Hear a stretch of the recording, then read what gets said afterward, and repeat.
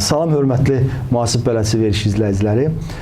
Bugün sizlərlə yenə də Dövlət İmtahan Mərkəzində verilən qərarla bağlı yeniliklərdən danışacağıq. Yenə də qonağımız Dövlət İmtahan Mərkəzinin əməkdaşı Faiq Abdullayevdir. Faiq müəllim, xoş gəlmisiniz verilişimizə. Təşəkkür edirəm. Faiq müəllim, çoxdandır ki, mühasiblərin gözlədiyi bu qərar artıq çıxdı. Həm vaxtla bağlı birinci mərhələdə PMS 1-in imtahan vaxtı da bəlli oldu. Lakin hələ ki o PMS 2-nin vaxtı tam dəqiqləşməyibdir. Bir qısa olaraq bu qərarla bağlı fikrinizi bilmək istərdik. Təşəkkür edirəm Radio müəllim dəvətiniz üçün və bayramınızı da təbrik edirəm bütün dinləyicilərin. Silahlı Qüvvələr Günü münasibətilə təbrik edirəm. Silahlı qüvvələrimizin sayəsində və cənab prezidentin qətiyyəti, onun atdığı addımlar sayəsində artıq torpaqlarımız işğaldan azad olmuşdur və ölkəmizdə sülh, əmin-amanlıq şəraitində yaşayırıq. Onlara təşəkkür edirik buna görə.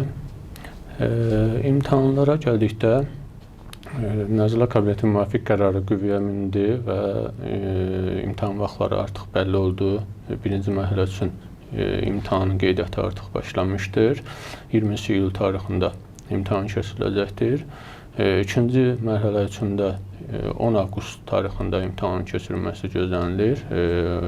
Tarixdən bir ay əvvəl imtahan qeydiyyatı başlanılacaq və gələn həftə bu barədə təqvimdə yerləşdiriləcəkdir imtahan vaxtı barəsində.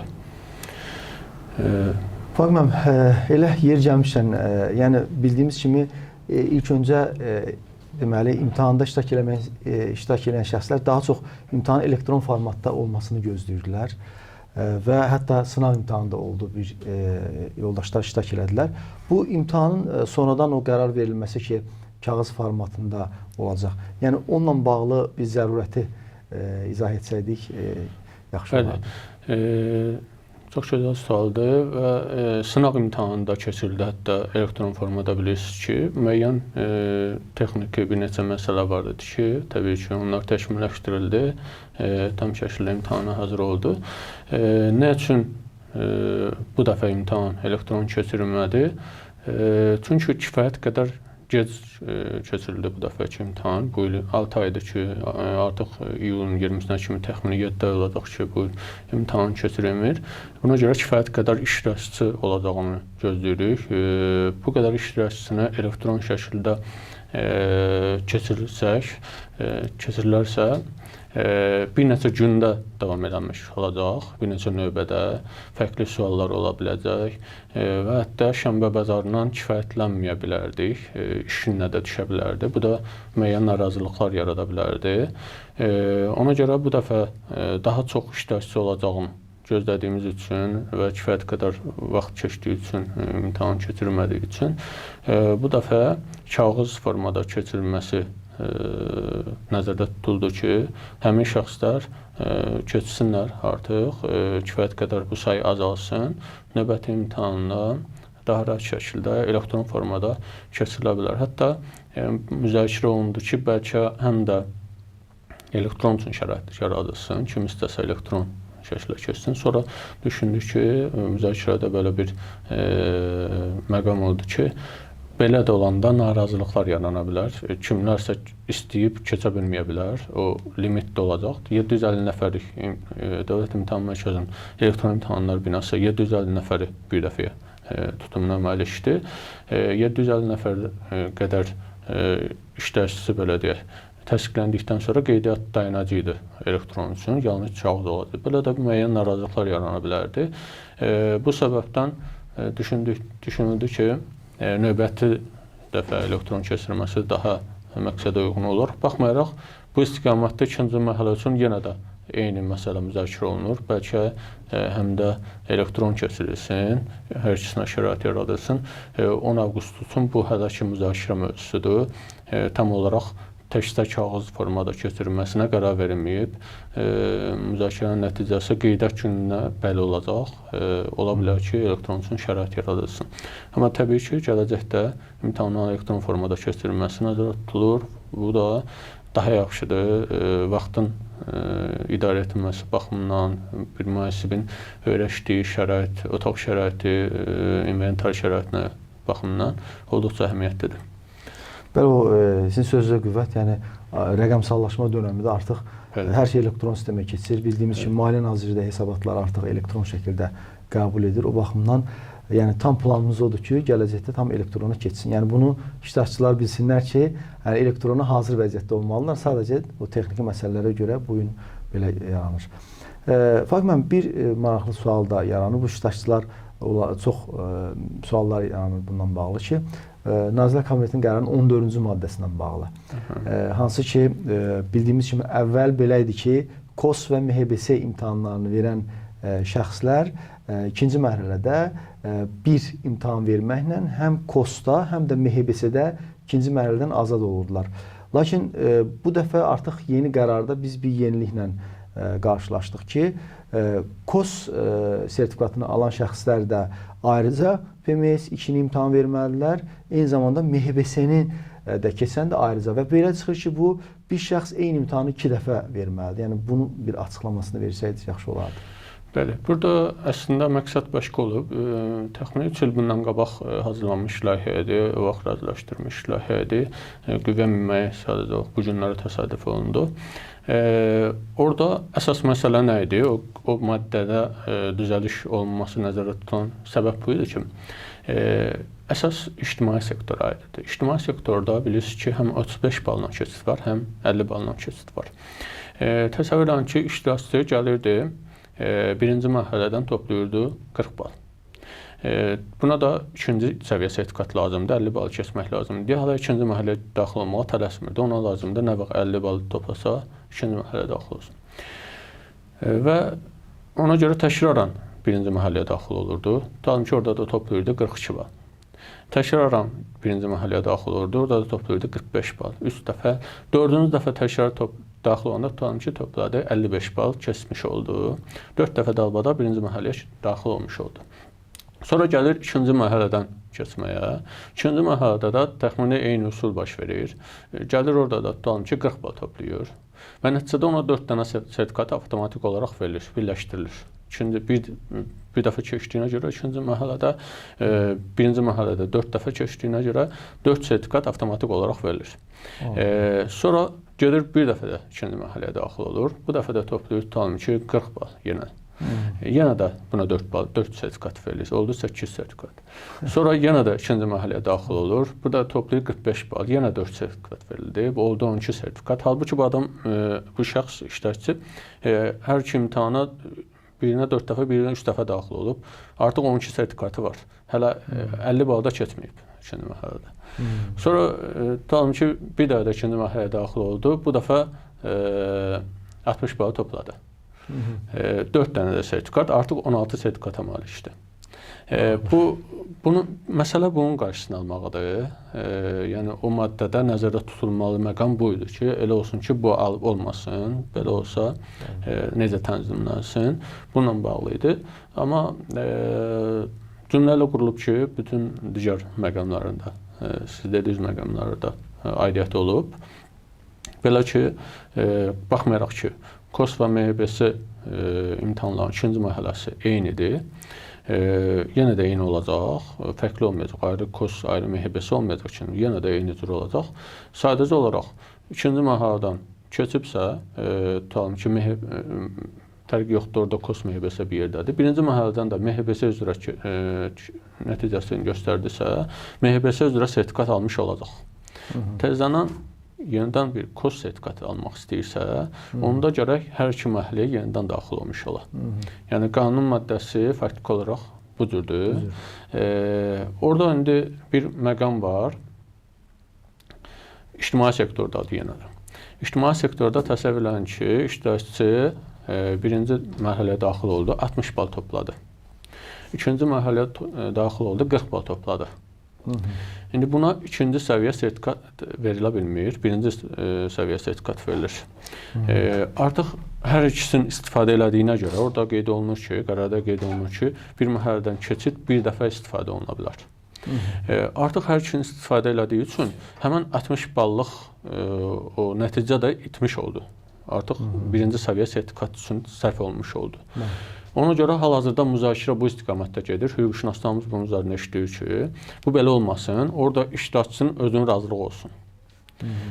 60 bal toplayıb birinci mərhələdə, ikinci mərhələdə 40 bal toplayıb, o deyə bilər ki, o hələ ki demir mənə sertifikat verin, bu halda ona sertifikat verilməsin.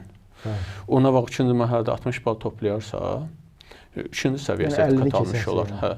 Təkrar birinci mərhələyə bir daha daxil olmaq ehtiyacı olmasın deyə bu istiqamətdə müzakirə gedir. Çünki belə bir narazılıq var faktiki olaraq. Zənglər və meyllər vasitəsilə bildirilir ki, belə bir şəxslər imtahanat qeydiyyatına keçməyə tələsmir, narahatdır ki, gedib növbəti mərhələdən 50-dən aşağı toplasa, digər mərhələdən 50-dən yuxarı topladığı itmiş olacaq. Bundan narahatçılıq yaranır. Ona görə oradakı maddədə necə qeyd olunur? O iştirakçı bir mərhələdən keçidib bir dəfə istifadə edə bilər. Bir dəfə istifadə edə bilərsə, deməli bu iştirakçının özünün hüququ da olmalıdır. Özü istədiyi qədər istifadə eləməlidir. Ona birinci səviyyə sertifikat kifayətdirsə, deyə bilər mənə verin. Bir mərhələdən 60 bal toplayıb, digərindən 40 bal toplayıb, istəyirsə birinci səviyyə sertifikatı qeyd edə bilər ki, mail yaza bilər ki, mən birinci səviyyə sertifikatımı verməyində xahiş edirəm, kömək göstərəsiniz, verilə bilər. Yox, istəmirsə, gözləyir ki, təkcə ikinci mərhələdən, yaxud da ki, hər hansı digər mərhələdən 60 bal toplayıb ikinci səviyyə sertifikat alsın, o zaman mail yazmır, gözləyir, digər mərhələdə iştirak edir. Yəni 60 deyildə 50-ni keçmək deyil mən sizdən. Hə, təxmini 60 deyirəm. Bizdən yəni 50 biraz nə yaranlar ki, fikirləşirlər ki, 50 bir misal çəkirəm. Faktiki olaraq bizə gələn zənglər, gördüyüm o statistika əsasında müəyyən məlumat da verim. Keçid balı 50-dir. Təbii ki, 50-dən yuxarı toplamaq nəzərdə tutulur. 60 deyəndə 50-dən yuxarı olan bir bal üçün nəzərdə tuturam.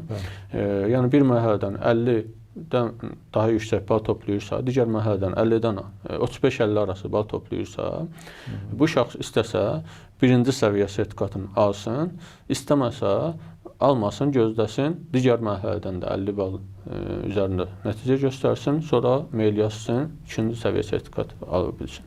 Bunun üçün hələ hüquqşünaslar müzakirə eləyir, ictimaiyyətə məlumat verəcək, hələ qərar deyil, sadəcə müzakirə mövzusu olan məqamı bildirim. Fakman, bu ikinci mərhələ demişkən, bu əvvəlki Dövlət İmtahan Mərkəzində olan açıqlamalara görə bu ikinci mərhələdə də bəzi dəyişikliklər olmalı idi. Yəni bu bəyannamələrin salınması məsələsi. Çünki bilirsiniz, ictimaiyyətdə biz həm bu müxtəlif tədbirlərdə deməli mühasiblərdən gələn tələbləri də biz nəyə görürdük ki, bəs ikinci mərhələ imtahanı tam çox sırf qanunvericilikdir, bəs mühasibin praktikasına uyğun deyil. Ona görə də belə bir məsələ müzakirə olunurdu ki, bəyannamələr də salınsın, məsələn əlavə bir falan. Bununla bağlı necədir vəziyyət? Ondan bir açıqlama versəydiniz. Bəli, çox gözəl sualdır. Bu gün hal-hazırda aktual müzakirə mövzusudur. Ekspertlərlə müzakirə aparırıq və işçi qrupu ilə hal-hazırda müzakirəsi gedir bu məsələnin. Bu təkcə ikinci mərhələ üçün nə üçün deyilir bu əsas? Çünki birinci mərhələnin tətbiqi kifayət qədər deyil ölkədə, hələ yeni formalaşır.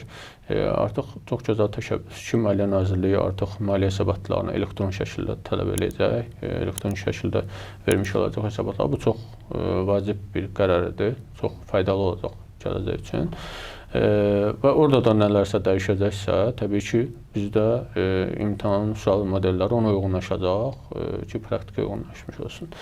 Həmçinin ikinci mərhələdə hal-hazırda daha çox tətbiqi var deyə, daha çox şəxs bu bəyannamələri istifadə eləyir, oradakı məsələlərdən agahdır deyə, daha çox şikayət adətən bu istiqamətdə olur. Deyirlər ki, birinci mərhələ bir o qədər də lazım deyil, istifadə eləmədikləri üçün bəziləri. Təbii ki, bu düzgün deyil, istifadə eləməkləri lazımdır. İstifadə etdikcə faydasını görəcəklər. O bəyannamələrin salınması istiqamətində sadəcə olaraq proqramda müəyyən düzəlişlər olmalıdır, əlavə mənbələr olmalıdır. Hansı mənbəyə əsasən bu hazırlansın? İlkin müzakirə mövzusu budur ki, mühasibə sotun aparılması qaydaları ikinci mərhələyə də əlavə olunsun. Zaten birinci mərhələdə var. Bu proqramın nəticədə çox artmasına səbəb olmayacaq. Çünki var olanı ikinci mərhələdə də aid edilədik. Bunun iki müsbət cəhəti olacaq. Biri olacaq ki, beynəlxalq sertifikatla azad olma hüququ əldə edənlər bu qanunu öyrənməkdən yan keçirdi. Tək gəlib ikinci mərhələ daxil olurdu, birinci mərhələdə də bunun istifadə olunmurdu. Bu ikinci mərhələdə olarsa bu qanunvericilik, nəticədə həmən şəxslərdə yerli qanunvericiliyi mənimsəmiş ola bilərlər, yerli uçotu və ölkədə uçot aparılmasında kənarlaşmalar aradan qalxar. Hal-hazırda bu kimi kənarlaşma var. Yerli uçotu bilənlər, hansı ki, mühasibə uçotunun aparılması qaydalarına uyğun olaraq o uçotlarını aparırlar və beynəlxalq sertifikatı olanlar, beynəlxalq təcrübəyə, beynəlxalq imtahanlar sayəsində maliyyə bilgisinə belə deyək, malik olanların uçotun aparılmasında müəyyən fərqlər mövcuddur. Bu fərqini aradan qaldırmaq üçün təbii ki, mühasibə uçotunun aparılması qaydalarını proqramda olmağı önəmlidir. Bu ikinci mərhələdə olarsa bu məsələ aradan qalxar. Həmçinin mühasibə uçotunun aparılması qaydalarına uyğun dövriyyə balans cədvəli formasında mənfəət verisinin əlavə birini soruşmaq mümkündür. Bu normalda onsuz da bu cür olmalıdır. Hər bir mühasib gündəlik uçotunu aparmalıdır. Gündəlik ayın sonunda dövriyyə balans cədvəli mənfəət və zərər haqqında hesabatı və hazırlamaqla maliyyə vəziyyətinin haqqında hesabata çıxmalıdır. Faktiki olaraq ölkəmizdə əksəriyyət bu uçotu aparmır. Sadəcə hesabat vaxtı gəlir, ədəbiyyatdan ki, bəyənməsi verilmək lazımdır. Başlayır bankdan məlumatları çəkir oradan buradan və belə düzüb qoşub verir və direkt müəssisə rəhbərləri, sahibkarlarında bu baxımdan çətinliyi var ki, mühasibləri anlamaq baxımından çətinliyi var. Anlaya bilmir, həqiqətən bu verdiyi hesabat nə dərəcə düzdür. Sabah bir yoxlama gələndə nə cür vəziyyətdən çıxacaq, artıq mı ödəyir, əskik mi ödəyir, faktiki olaraq gündəlik çünki uçot yoxdur. Ona görə gündəlik uçot olmalıdır ki, ayın sonuna rəhbərliyə təqdim etməlidir ki, maliyyə baxımından bizim mənfəətimiz bu qədərdir, vergi baxımından mənfəətimiz bu qədərdir, ona görə mənfəət vergimiz bu qədər olacaq. Səbəbi nədir? Bu təhlil olunmalıdır, qarşıdakı dövrlər üçün planlar qurulmalıdır. Bunun üçün dövriyyə balans cədvəlinin proqramda olmağı önəmlidir. Bəyannamə vermək hər hansı bir, belə deyim, böyük bilgi deyil. Bilgi olan odur ki, uçotun olsun. Yəni, uçotda olan məlumatları bəyannamaya sadəcə sətirlərinə, bir-iki sətirdə fərq var, dövriyyə balans cədvəlindən fərqliliklər var. Həmən fərqlilikləri sadəcə olaraq dərk edib, ona uyğun öz səsini qeyd edir. Fagim, çox maraqlı yerə toxunuz. Əslində, bizi bu zaman-zaman eleştirirlər. Bir də görürsən ki, bu HR-lar bizə deyirlər ki, bəs tələbədir, gedib diplom alıb, gedib PMS-2-ni alıb və gəlir deyir ki, mən peşəkar mühasib sertifikatını almışam, mən işə götür. Amma siz dediyiniz o yerlər, amma halbuki adam nə bəyannamə yığır, nə mənfəət bəyannaması yığıb, dövrə qalx cədvəlini düzəməli formalaşdıra bilmir. Bu da stajdan asılıdır. Yəni tam əslində doğru buyurursunuz. Mən də bununla bahasına razıyam. Olsa çox yaxşı olardı. Yəni ekspertlər bu barədə bir tədbir görsələr. Elə bu arada Vaqif müəllim, bir məsələdə bir sual da ağlıma gəldi. Bu bilirsiniz ki, Türkiyə təcrübəsində və dünya təcrübəsində ümumiyyətlə PMS imtahanının verilməsi PMS imtahana girən şəxslərdən staj tələb olunur. Yəni məsələn bu gün bizdə 4-cü kursu bitirən şəxs birbaşa gedir imtahana girə bilir. Amma məsələn Türkiyədə əvvəl 2 il idi, indi son dövrlər 3 il elədilər. Yəni bir sertifikatı olan bir mühasibin yanında 3 il işləməyən bir şəxs imtahana daxil ola bilmir. Evet. Bizdə necə? Bax, belə bir planlaşma siz necə düşünürsünüz? Bu maraqlı bir situasiyadır. Yəni, gələcəkdə bir şəxsin mühasib stajına başlayaraq sonra imtahana girməsi yaxşı olardı. Məsələn, hansı ki, dünya təcrübəsində belədir. Bu barədə bir fikriniz maraqlı olar. Bir mühasibin yanında o təcrübə keçmək məsələsi hal-hazırda hələ oralara çatmamışıq. Təbii ki, olmalıdır. Biz ki, peşəkar mühasib təşkilatları da mövcuddur. Onlar da müəyyən burada vasitəçi xidmət göstərə bilərlər. Dünya praktikasında fərqli təcrübələr mövcuddur ki, yəni 5 ildən bir imtahan yox, həmən o peşəkar mühasib təşkilatları müəyyən təlimləri həyata keçirdir və bunun sayəsində ehtiyac olmur o məlumatları daxil etməklə sertifikat qüvvədə qalmış ola bilər. Bu istiqamətdə hələ ki çox da irəliləyiş əldə eləməmişik. Bu biraz daha irəlidəki dövrlərdə ola bilər. Daha irəlidəki dövrlərdə ola bilər. Bir də elə Fagim müəllim, yeri gəlmişdən, bu ictimai sektorla da bağlı bir yenilik baş verdi. Təlimatda yenilik oldu. Həqiqətən çox gözəl yeniliklər. Mən də bunu bəyənirəm. elə Firuzə xanımcığla bunu müzakirə elədik, çox maraqlı. Yəni mühasiblərin əziyyət çəkdiyi bir yer vardı. Büdcə mühasiblərindən gedir, ictimai sektor mühasiblərindən, hansı ki, əslində istehsalat çox büdcə təşkilatında yoxdur. 122 nömrəli hesab var. Biz ona istehsalat məsrəfləri deyirik, deməli, istifadə olunmuş məsrəflər. Bu hesabda, təlimatda əvvəl xərcləri birbaşa ora daxil edirdik. Lakin bu son dəyişiklikdə artıq o çıxarıldı. Xərclər artıq sırf istehsalatı olan müəssisələr o 122-dən istifadə edəcəklər. Və xərclər artıq 733 ilə əvəz olunur. Yəni, birbaşa xərc kimi tanıya biləcək. Həqiqətən bu çox gözəl bir yanaşmadır. Sırf ondan istehsalatı olanlar. Bəs bu, məsələn, indi artıq bu biraz keçid mərhələsinə düşür də. Bu suallar, məsələn, mən də oradakı sualların bir qismi 122, bir qismi 730. İndi yeni imtahana girən şəxslər, onlarda necə olacaq? Məsələn, bu keçid müddət də az olduğuna görə, məsələn, sual verirlər ki, məsələn, mən 122-yi öyrəşmişdim. Xərcləri 122 ilə yazırdım. Amma təlimat indi 730 deyir. Onlardan hər ikisini düz qəbul eləyəcəkmi, yoxsa yox? Xeyr, biz hazırda qüvvədə olan qanunvericiliyə əsasən əsaslanarıq. Buna görə də diqqət eləsəz, biz imtahanları aprel ayından sonra adətən köçürürük. Səbəb budur ki, o vaxt ərzində yeni qəbul olmuş qanunları mənimsəmiş olsunlar. Yanvar ayından vergi məcəlləsi də dəyişilir və digər qanunvericiliklərdə də adətən müəyyən dəyişikliklər olmuş olur.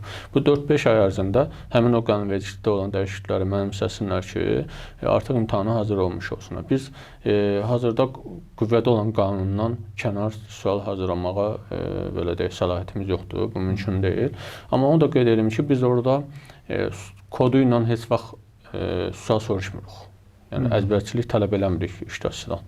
Adı da qeyd olunur mütləq. Hesabın həm kodu yazılır, həm adı yazılır. Burada məqsəd o deyil ki, hər hansı bir kodu əzbərləsin. Belə bir bizim tərəfdən belə tələb yoxdur.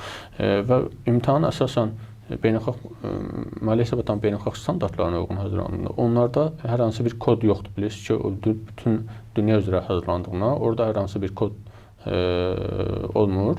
Hər bir ölkə fərqli şəkildə kodlaşma apara bilər. Təbii ki, mühasibə sudunun aparılması qaydaları önəmlidir. Oradakı kodlardan istifadə eləməyimiz tövsiyə xarakterli bir qanunvericilikdir və olduqca əhəmiyyətlidir. Kömək eləyir ki, daha rahat şəkildə o kodlaşmanı təmin olunsun.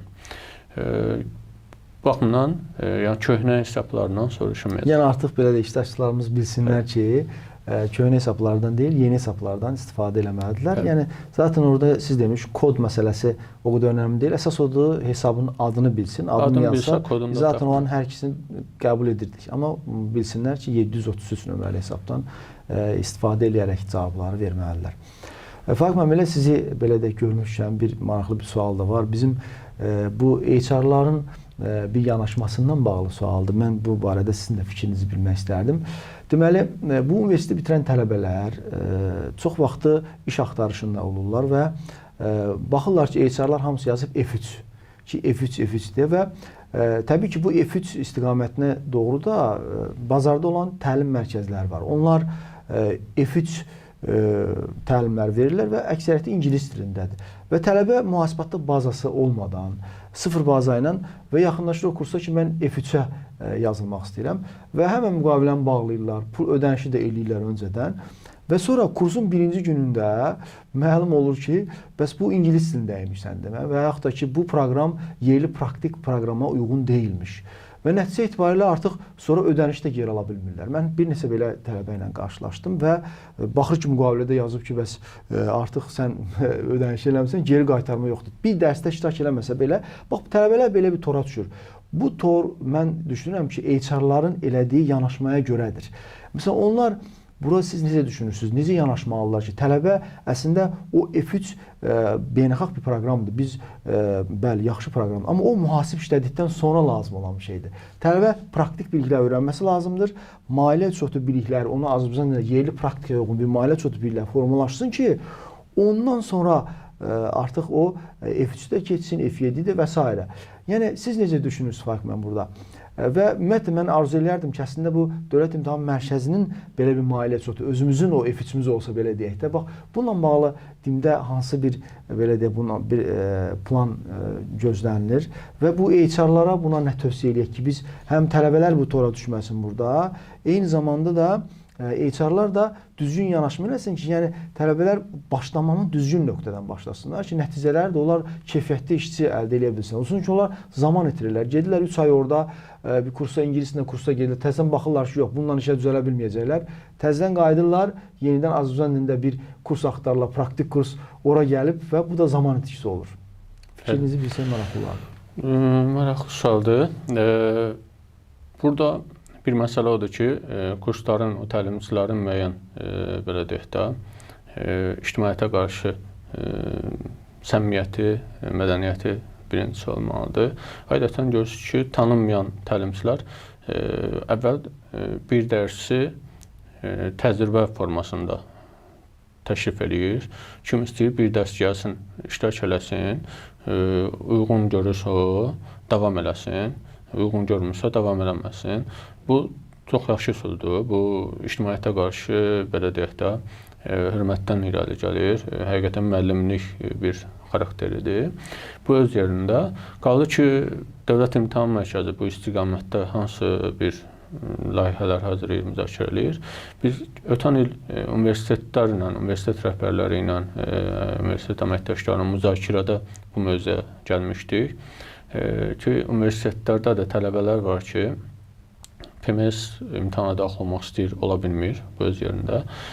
Həmçinin ingilis dili bilgisi olmayanlar heç bir nüfuzlu sertifikat əldə edə bilmirlər. Nəticədə gələcəkdə universiteti bitirdikdən sonra rahat şəkildə əmək bazarına daxil ola bilmirlər. Bunun üçün F3 səviyyəsində imtahanın keçirilməsini, Azərbaycanca keçirilməsini müzakirə elədik, ESC ilə müzakirə elədik. Əvvəl biz onlara təklif elədik ki, onlar bəlkə Azərbaycanda keçirələr. Onlar isə bizə təklif elədi ki, biz dəstək olaraq siz keçirəsiniz. Beləsinə bir müzakirələrimiz oldu. Hətta adı da qoydu ki, tətbiqi bilik adlı, ilkin bilik F3 səviyyəsində bir imtahan keçirilsin. Bu da həmçinin başqa hərdə istifadə olunması nəzərdə tutulmuşdu. Bilirsiniz ki, bizim müzakirəmizin əsas mövzusu da PMS sertifikatının F7 səviyyəsində azad olunması idi. Onların təklifi bu idi ki, iqtisadi sahədə təhsili olanlar PMS sertifikatı əldə etdikdən sonra, bir ildə ESC-nin üzvü olduqdan sonra biz onları F7-dən azad edə bilərik, avtomatik F7-yə malik olacaqlar.